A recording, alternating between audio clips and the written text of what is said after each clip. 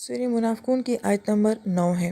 یا ایھا آمنو، اے ایمان والو، لا تلہکم اموالکم ولا اولادکم عن ذکر اللہ، کہ اللہ تعالیٰ کی یاد سے کہیں تمہارے مال اور تمہاری اولادیں تمہیں غافل نہ کر دیں۔ ومن یفعل ذالک، اور جس نے ایسا کیا، فاولئک ھم الخاسرون، تو یہ لوگ بہت بڑے خسارے والے ہیں۔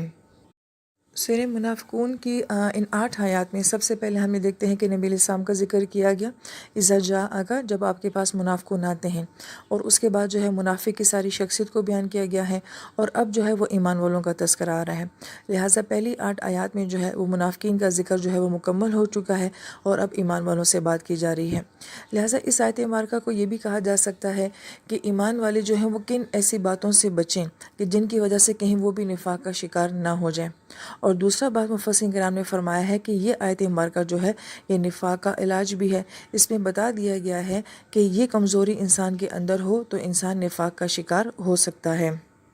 اب اس آیت مبارکہ میں کہا گیا کہ اے ایمان والو، لا تلہکم، یہ تلہکم کا لفظ جو استعمال کیا گیا ہے یہ لہو سے ہے، اور لہو کا مطلب ہوتا ہے ایسی چیز جو آپ کو اہم چیز سے الجھا کر غیر اہم چیز کی طرف لگا دے، یعنی کہ آپ اس چیز کو چھوڑ دیں جو زیادہ اہم ہے اور اس چیز میں مشغول ہو جائیں جو کہ اتنی زیادہ اہم نہیں ہے، تو اس کو جو ہے لہو کہا جاتا ہے۔ ہم نے تیسرے بارے میں پڑھا تھا الہاکم التکاثر، اور وہاں پہ بھی یہی معنی تھا کہ زیادہ مال جمع کرنے کی تمنا اور یہ خواہش جو ہے کہیں تمہیں بہت سارے دوسرے اہم کاموں سے غافل نہ کر دے۔ اب قرآن پاک میں 2 طرح کے الفاظ استعمال ہوتے ہیں، ایک اشتغال ہے، اور جیسے کہ یہاں پہ تلہکم کا لفظ آیا ہے، اشتغال لفظ جو کہ شغل سے ہے، یہ مثبت انداز میں قرآن پاک میں بیان کیا گیا ہے، اور یہ جنتیوں کے لیے استعمال ہوا ہے کہ جنتی جنت میں جو ہیں وہ مختلف طرح کے شغل میں ہوں گے، کیونکہ وہاں کوئی کام نہیں ہے، وہاں کوئی عبادات نہیں ہے، وہاں کوئی ذمہ داریاں نہیں ہیں، لہٰذا وہاں پہ شغل ہی شغل ہے۔ مگر یہ دنیا ہے، یہاں پہ کام ہے، یہاں مقصد ہے، یہاں کسی ٹارگٹ کے لیے جینا ہے، اور دنیا آخرت کی کھیتی ہے، ہم نے یہاں پہ محنت کرنی ہے، لہٰذا یہاں پہ ایسا کوئی شغل نہیں ہے۔ لیکن بہت اہم بات جو سمجھنے والی ہے، یہاں پہ ایمان والوں کو یہ نہیں کہا گیا کہ کسی بہت بڑے گناہ کا ذکر کیا گیا، بلکہ ڈسٹریکشن، کہ وہ تمہیں کہیں الجھا نہ دے، ایسے کام جو تمہیں الجھا نہ دیں۔ اب یہاں پہ الجھانے کا کیا مطلب ہے کہ بہت سارے کام ایسے ہوتے ہیں جنہیں آپ ڈائریکٹلی حرام نہیں کہہ سکتے، ناجائز نہیں کہہ سکتے ہیں، مگر وہ اتنے غیر اہم ہوتے ہیں اور ان کا نقصان یہ ہوتا ہے کہ وہ آپ کو آپ کے اہم حلال، جائز اور اعلیٰ کاموں سے غافل کر دیتے ہیں۔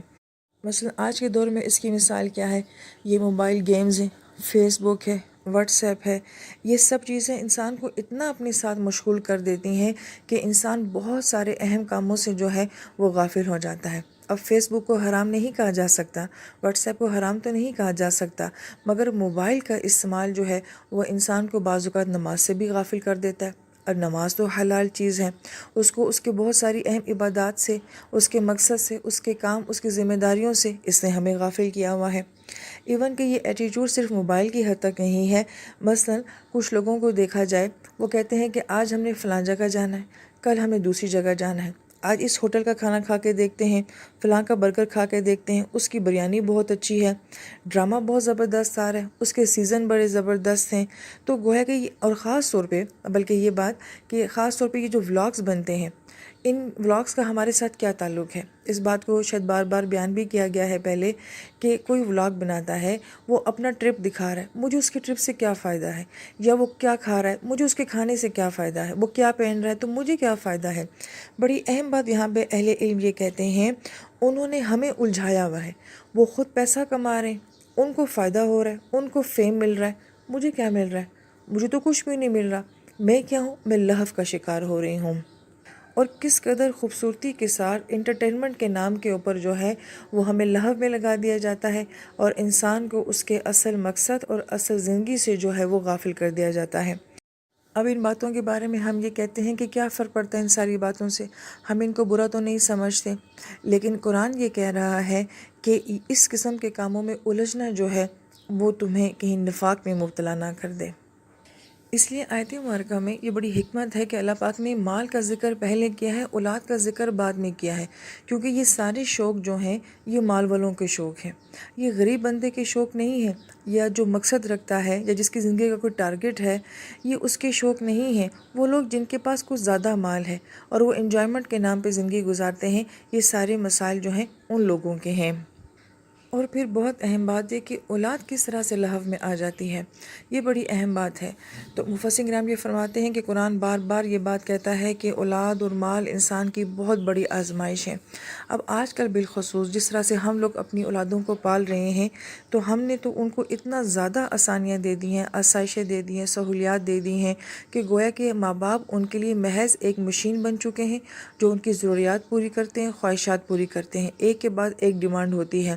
مہنگے ترین اسکولوں میں پڑھانا، پھر اکیڈمیوں کے پیسے دینا، اس کے اوپر مزید ان کے لوازمات پورے کرنا، اور پھر انٹرٹینمنٹ دینا۔ یہ سب کچھ ایسا ہو گیا ہے کہ اولاد یہ سمجھتی ہے کہ جب تک تو ماں باپ ہمیں یہ سب کچھ دے رہے ہیں یہ ہمارے فائدے کے ہیں۔ یہی اولاد جب خود کمانے کے قابل ہو جائے گی تو وہ کہے گی ہمیں اب آپ کی مزید ضرورت نہیں رہی، کہ یہ سب کام تو اب ہم خود کر لیتے ہیں۔ نوٹ کیجئے گا اپنے معاشرے میں کہ عموماً وہ اولادیں جو بڑے ٹف ٹائم میں پلتی ہیں، ماں باپ کے ساتھ ٹف ٹائم گزارتی ہیں، وہ عموماً زیادہ وفادار ہوتی ہیں،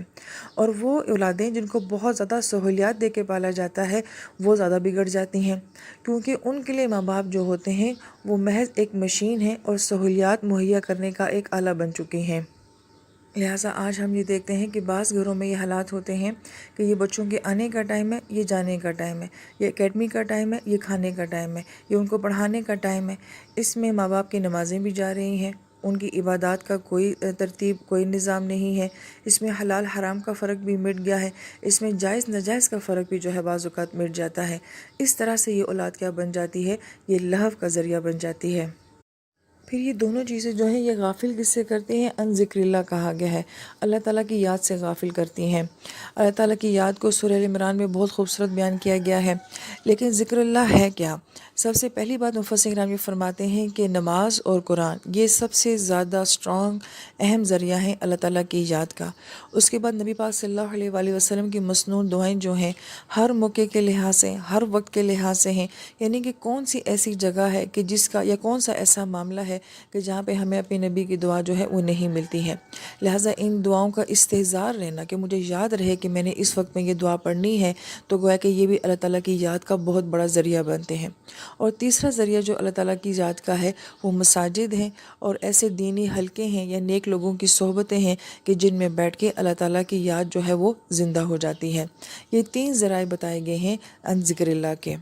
اور جب انسان مال میں اور اولاد میں اتنا مشغول ہوتا ہے تو ہم یہ دیکھتے ہیں کہ ہماری یہی تین چیزیں جو ہیں وہ ڈسٹرب ہوتی ہیں۔ ہمیں نماز پڑھنے کا ٹائم نہیں ملتا، تلاوت کا ٹائم نہیں، اس کو سمجھنے کا ٹائم نہیں ملتا، دعائیں یاد ہوں گی تو پھر پڑھی جائیں گی نا، اور پھر یہ ہے کہ کیا ہمیں اپنی مصروف زندگی میں دعائیں پڑھنا یاد رہتا ہے؟ اور مساجد میں جانا، حلقوں میں جانا، نیک لوگوں کی صحبت میں جانا، یہ سب کچھ ہم سے چھوٹ جاتا ہے۔ ہم یہ کہتے ہیں ہم پہ ذمہ داریاں بہت زیادہ ہیں، میرا کاروبار بہت پھیل گیا ہے، میری نوکری ہے میں وہ نہیں چھوڑ سکتا، یا میرے گھر میں بہت مصروفیت ہے میں بچوں کو نہیں چھوڑ سکتی۔ یہی چیزیں جو ہیں ہمیں ذکر اللہ کے اس سیٹ اپ سے جو ہیں وہ دور کر دیتی ہیں۔ آیت مبارکہ کا جو تکمیل کا انداز ہے وہ بہت ہی خوبصورت اور اعلیٰ ہے کہ اللہ پاک فرماتے ہیں وَمَن يَفْعَلْ ذَلِكَ،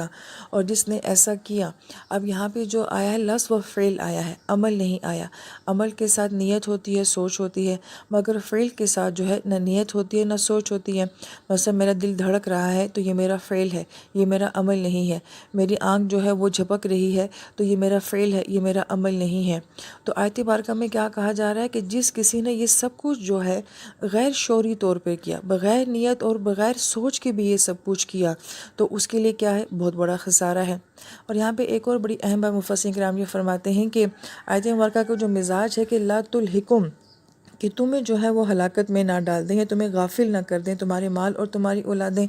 تو ہم یہ کہتے ہیں کہ انہوں نے ہمارے ساتھ یہ کیا ہے، ہم نے تو کچھ نہیں کیا، کیونکہ اس لفظ کا جو مزاج ہے تلہکم کا کہ کہیں وہ تمہیں ہلاک نہ کر دیں، تو میرے ذہن میں یہ آئے گا کہ اس کا مطلب ہے کہ مال نے مجھے ہلاک کیا ہے، اولاد نے مجھے ہلاک کیا ہے، میں نے خود تو کچھ نہیں کیا۔ لیکن اس لفظ کو سمجھنا یہ ہے کہ میرا مال مجھے کیسے ہلاک کر سکتا ہے، میری اولاد مجھے کیسے ہلاک کر سکتی ہے؟ کہ جب ہم ان دونوں چیزوں کو اپنی زندگی میں اتنا زیادہ غلبہ دیں گے، اتنی اہمیت دیں گے کہ یہ ہمیں ہمارے فرائض سے غافل کر دیں گے، تو گویا کہ پھر یہ کام ہم نے خود ہی کیا ہے نا۔ وہ زبردستی تو مال آ کے مجھ سے یہ نہیں کرواتا، میرا چھوٹا معصوم بچہ تو زبردستی آ کے مجھ سے یہ کام نہیں کرواتا، میرے اپنے رویے ایسے ہیں جس کی وجہ سے یہ ان دو چیزوں کی طرف بات منسوب کی گئی ہے کہ یہ تمہاری ہلاکت کا باعث بن رہے ہیں۔ اس لیے اس بات کو فعل کے ساتھ بیان کیا گیا ہے کہ غیر شعوری طور پہ یہ سب کچھ ہو رہا ہے، نہ جاننے کی وجہ سے یہ سب کچھ ہو رہا ہے، مگر اللہ پاک نے یہ نہیں فرمایا کہ پھر اس کا تمہیں کوئی گناہ نہیں ہے، فرمائے خاسرون۔ اور خسارہ ایسے نقصان کو کہا جاتا ہے جس کی کوئی تلافی ممکن ہی نہ ہو سکے، اور نفاق کی اور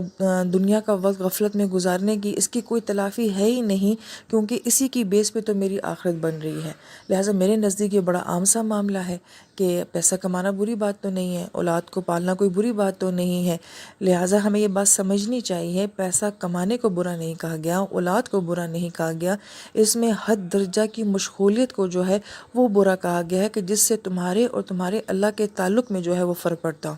اللہ تعالیٰ اپنے بندے اور اپنے درمیان میں کسی چیز کو بھی نہیں آنے دیتے، ایون اولاد کو بھی نہیں آنے دیتے۔ پھر اس آیت مبارکہ کی تکمیل جو ہے وہ بہت ہی خوبصورت انداز سے ہوئی ہے کہ مفسر کرام یہ فرماتے ہیں کہ اس آیت مبارکہ میں نفاق کا علاج بھی بتایا گیا ہے، لہٰذا ہم جب شروع کی آیات پڑھتے ہیں تو نفاق کا جرم بہت بڑا جرم ہے اور اس کی سزا جو ہے وہ بہت زیادہ بھیانک ہے، یعنی کہ آپ اپنے نبی کی دعاؤں سے جو ہیں، ان کے استغفار سے، ان کی معافی، ان کی شفا سے جو ہے محروم ہو جاتے ہیں۔ اتنا بڑا جرم جو ہے اس کا حل یا اس کا علاج ہمیں کیا بتایا گیا ہے؟ بہت ہی آسان انداز میں کہ جب تم اللہ کو یاد کرنے والے بن جاؤ گے، اور اللہ کو یاد کرنے کے کیا طریقے بتائے گئے ہیں؟ اگر تمہارا نماز سے تعلق ہوگا، بالخصوص تمہارا قرآن سے تعلق ہوگا، نیک لوگوں کی مجالس کے ساتھ تعلق ہوگا، اور مسنون دعاؤں کے ساتھ، نبی علیہ السلام کی دعاؤں کے ساتھ تمہارا تعلق ہوگا، تو تم اس مہلک بیماری سے بچ سکتے ہو، اپنے آپ کو بچا سکتے ہو۔ لہٰذا مفسرین کرام یہ فرماتے ہیں کہ جس انسان کا قرآن کے ساتھ جتنا زیادہ تعلق ہوگا، وہ اپنے نفاق کو اتنا ہی اچھا پہچان سکے گا، اور یہ قرآن ہی جو ہے اس کے نفاق کا سب سے بہترین علاج جو ہے وہ ثابت ہوگا، کیونکہ نماز کے اندر بھی کیا ہے؟ قرآن ہے، اور قرآن کا خود سمجھنا اور جاننا جو ہے یہ اٹسیلف جو ہے یہ نفاق کا بہت بڑا علاج ہے۔ اگر ہم غور کریں کہ جو ہم یہ صورت مبارکہ پڑھتے جا رہے ہیں، ہمیں نفاق کی پہچان ہو رہی ہے، ہم اپنے اندر کے نفاق کو پہچان بھی رہے ہیں اور اس کی معافی بھی مانگ رہے ہیں، تو قرآن جو ہے وہ سب سے بہترین ذریعہ ہے اس بیماری سے نجات حاصل کرنے کا۔ لہٰذا اللہ تعالیٰ سے دعا ہے کہ اللہ تعالیٰ نفاق کی بیماری سے ہمارے دلوں کی حفاظت فرمائے۔ آمین یا رب العالمین۔